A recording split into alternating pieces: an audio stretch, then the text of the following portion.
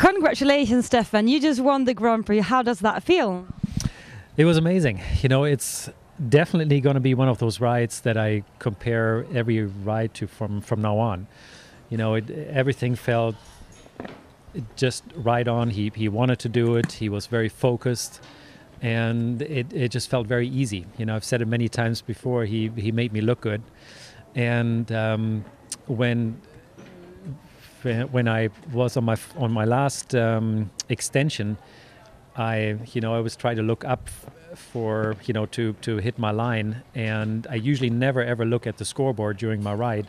And right there, I couldn't help it. You know, you just look at the letter, and just a few inches above that was the score. And before the last center line, we were already at an 80%. And for a moment, I said, you know, this is wonderful, but let's not screw up that last center line.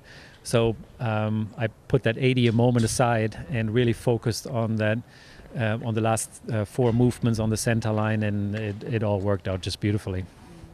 You keep breaking your own records, so the scores just gets better and better. How far can you two go? It's a good question, because I don't think there's anything that we could have done a whole lot better in this test. So the focus for the future would be to just maintain this standard, but I really doubt that we can take it a step up from here.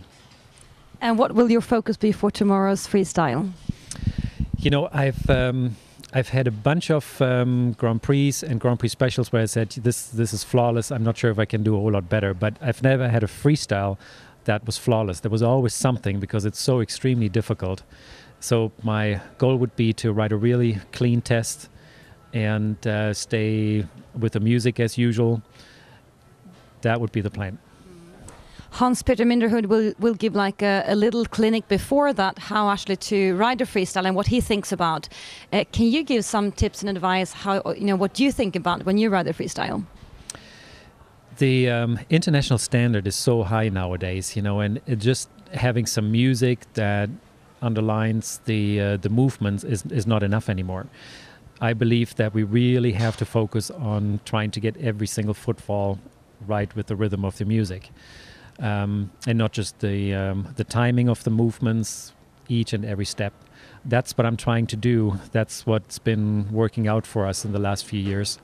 So it certainly makes it a whole lot more difficult than the Grand Prix and the Grand Prix Special, but a wonderful challenge, and I think Ravel is up for the challenge. And what are the certain movements that he's so good in that you can pick the points? It would be the trot half passes. We do a few of those in the passage as well. So we go passage, half pass. Then a movement where we go from the extended canter to the 1.5 pirouette, to the 110 piece, to another pirouette, and then straight from the pirouette into a piaffe. That's right in the middle of the test. That's one of the highlights. And the judges always commented on that, how much they appreciate it if you can pull it off.